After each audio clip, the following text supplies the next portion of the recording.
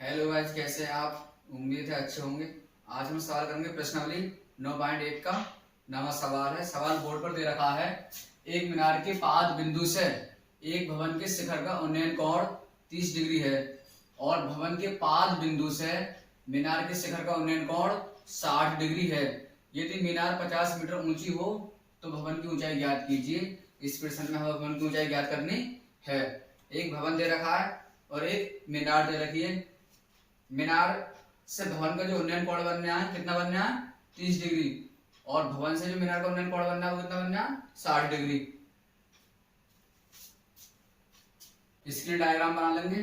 Diagram में मीनार इधर बना लेते हैं। मीनार ऊंचा होगा और भवन नीचा होगा। ये भवन मान लीजिए और ये इसे मान लेते हैं हम मीनार। अब बता रखा है मीनार के पाद बिंदु से एक भवन के शिखर का उन्नयन कोण 30 डिग्री है। मीनार का पाद बिंदु क्या होगा? ये वाला। इसके पाद बिंदु से भवन के शिखर का उन्नयन कोण, भवन का शिखर ये होगा। कितना दे रखा कोण? ये वाला कोण दे रखा है 30 डिग्री। 30 डिग्री कोण दे रखा है। इसके बाद में फिर और भवन के पाद बिंदु से मीनार के शिखर का उन्नयन कोण 60 डिग्री है। भवन का पाद बिंदु ये है और मीनार का शिखर ये है। यहां से ये कोण बनना है 60 डिग्री। अब मान लीजिए भवन का आधार ए है और इसका शिखर बी है। मीनार का आधार मान लेते हैं सी और इसका शिखर मान लेते हैं डी।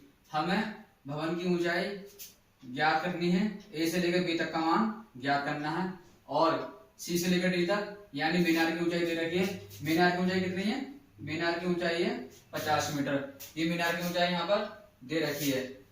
अब यहाँ पर हल करेंगे। हल दिया क्या है? इसमें दिया है मीनार की ऊंचाई। मीनार की ऊंचाई क्या है? सी से डी तक, यानी सी डी, और सी डी बराबर दे रखी है 50 मीटर। कोण दे रखा है। अब मीनार के आधार सी से भवन के शीर्ष डी का कोण कितना दे रखा है? 30 डिग्री। लिखेंगे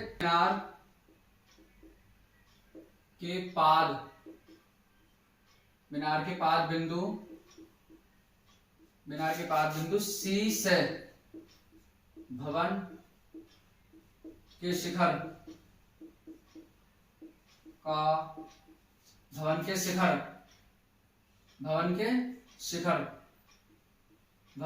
क्या है? बी।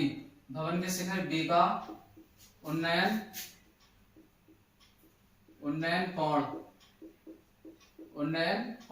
कोण क्या हो जाएगा? ये बी सी ए।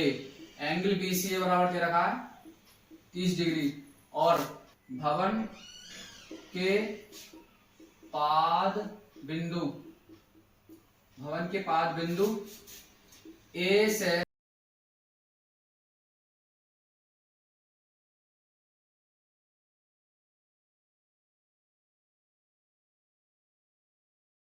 उन्नयन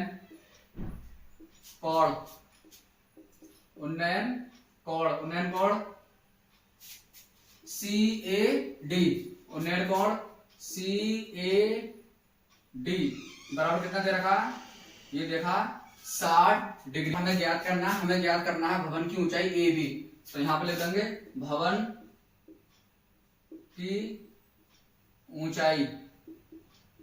ऊंचाई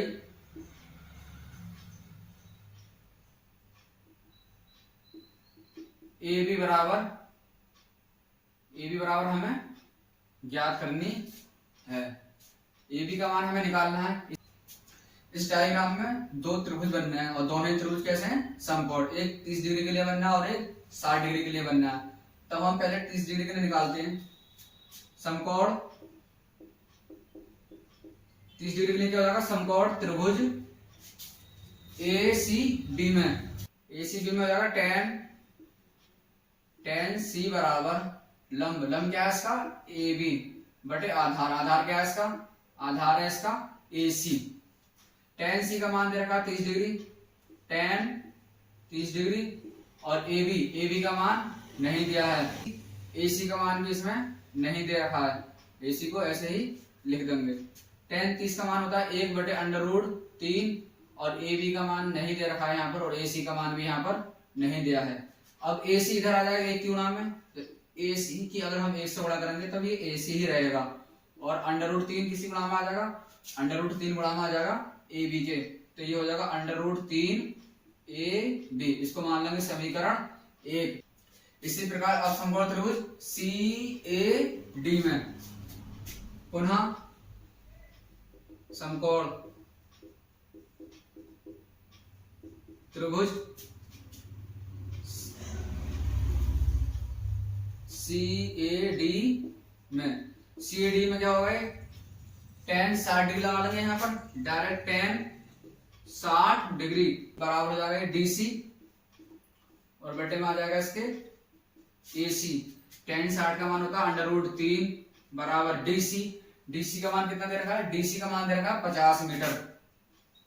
AC का मान यहाँ पर नहीं दिया है।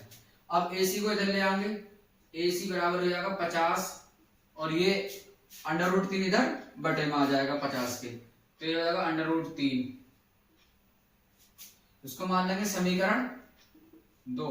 अब AC के दो मान निकल के आ गए, एक मान है AC का 50 बटे √3 और एक मान है AC बराबर √3 AB। √3 AB भी AC के बराबर है और 50 बटे √3 भी AC के बराबर है, तो ये दोनों मान √3 AB और 50 बटे √3 ये मान भी आपस में बराबर होंगे, क्योंकि ये दोनों ही मान AC के बराबर हैं, इसलिए ये वाले मान भी आपस में बराबर होंगे, यानी समीकरण 1 और समीकरण 2 आपस में बराबर होंगे। तो यहां लिख देंगे समीकरण 1 व समीकरण 2 से, समीकरण 1 और समीकरण 2 से ये हो जाएगा √3 AB, तो ये हो जाएगा √3 AB बराबर 50 बटे √3। अब √3 बटे में आ जाएगा 50 बटे √3 के, तो ये हो जाएगा AB बराबर 50, यहाँ पर ऑलरेडी √3 है तो ये वाला √3 भी गुणा में आ जाएगा, बराबर 50 √3 के √3 से गुणा करते हैं तो ये आएगा 3, तो ये हो जाएगा AB बराबर 50 बटे 3 मीटर। ये किसकी ऊंचाई निकल कर आ गई, ये भवन की ऊंचाई निकल कर आ गई।